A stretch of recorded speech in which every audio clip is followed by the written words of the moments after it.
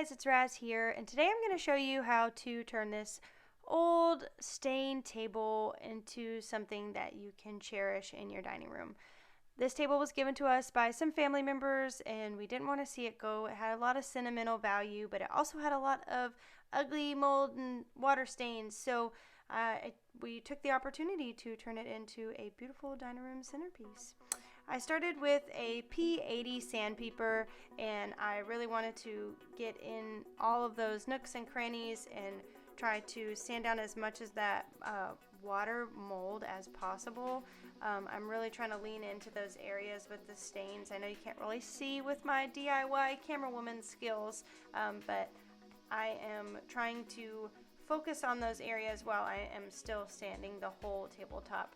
I did have some trouble going around the small corners of the table.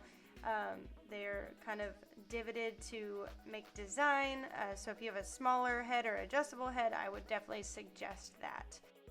Now, after I have the whole tabletop sanded, I researched some things that you can do for stains, and the most common thing that popped up was this stuff called Barkeeper's Friend, and it's kind of like Comet, but not exactly. It comes out a little pour can and it does not smell very good, but the idea is that you mix it with some water and you put it all over the top of your stained area as a paste, and you let it dry, and then you're supposed to scrape it off, and voila, your stain is gone.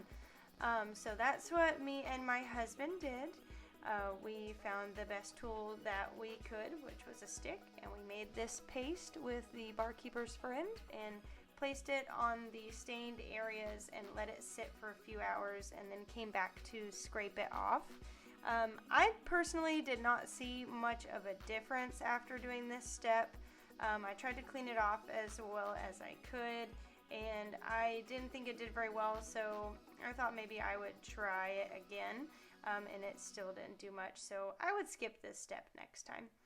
After doing that, I went ahead and sanded over the entire tabletop again going over those areas with the stains a lot more than all the other areas, just to kind of give it a nice clean finish, and get the rest of that Barkeeper's Friend off of there. We got that good and resanded after that Barkeeper's Friend.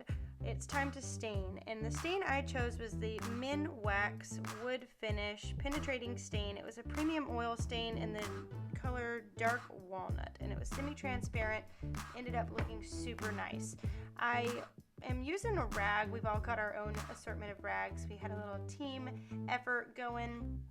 Really was trying to brush a stroke and rub that really good into the wood grain, because I wanted it to really soak in and show that natural wood grain underneath, and it looked beautiful after just one coat. Do highly recommend this stain, and like I said, with the rags, really rub it into the wood grain after your stroke, and you can use basically anything. I think we use just cut up t-shirts, anything that's not going to leave little bits of residue in there, and that you obviously don't care about because it's not going to be good later. After the staining process, I chose some White Kills primer to go over the base. I'd already decided that I wanted the base to be white, and leave the top a nice brown wood color. So I'm taping around the edges right now to make sure that I don't get any on the top that we just so beautifully stained. And then I'm going at it with this White Kills primer. I'm trying to stay in the lines, trying to make as smooth a strokes as possible, but I am by no means a professional, so I did what I could, and there's gonna be paint going over top of this, so it wasn't gonna hurt my feelings if this coat didn't turn out that beautiful.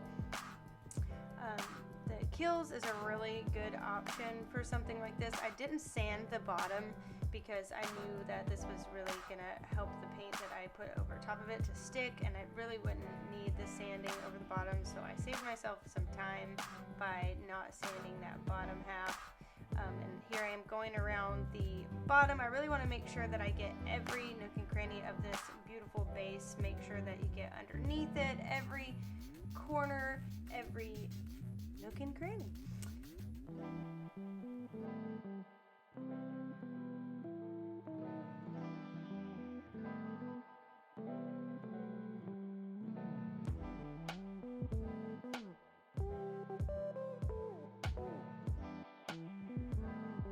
So after I got the whole bottom coated with that Kills primer, we started to go at it with the white top coat paint.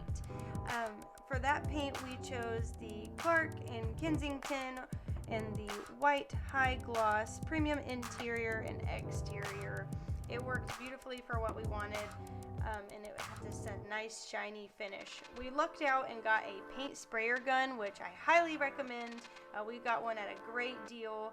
We had a few technical difficulties in the beginning because we are not professionals by any means, but it ended up making our painting process so much smoother. It saved a lot of time, and it also just gave it the seamless look that was really nice that I knew I could not achieve by doing it by hand.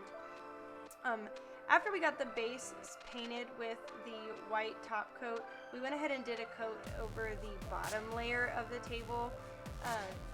Before we started painting on that, we had to tape up every nook and cranny.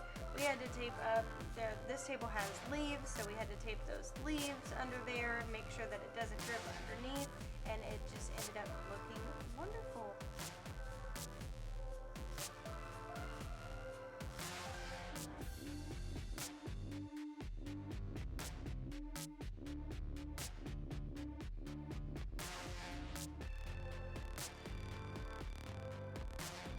So now that we have our base coat done on our table, our top coat done on our table, it was time to look into chairs. I did some thrifting at my local thrift stores, and I found these two lovely beauties that looked like they could really just use some TLC.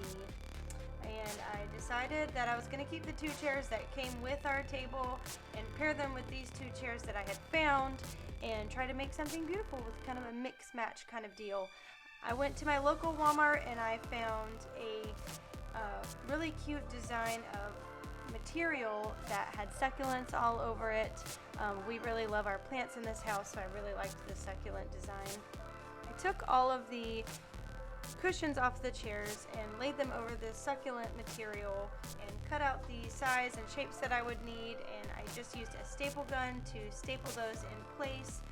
Kind of working with a few different types of folds. I just used a Stanley staple gun, nothing fancy, and just repeated this process on every chair that I had, which was only 4. It didn't take too long. It was very simple.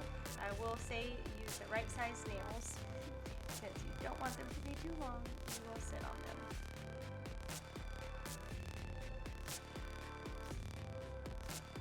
After I finished with the chairs, I'm starting to go over with another layer of the stain. It definitely looked fine with the first layer, but I wanted to do a second coat just on some areas to really bring out that dark wood grain in contrast with the light. Definitely like how that turned out. After I put the second coat on there, I got some wax cloth. I let that stain dry really well, and I went over it with the wax cloth, wiping it really good, and that kind of helps take every bit of dust, every particle on there, and gets it nice and primed for the top coat. That way there's no bubbles, and there's no little sticky things, whatever. After this, I opened the garage door to make sure I had a well-ventilated area, and I sprayed the top of the table with some polyacrylic spray, and voila! That finished our table for good, and she was ready to eat on Thanksgiving Day.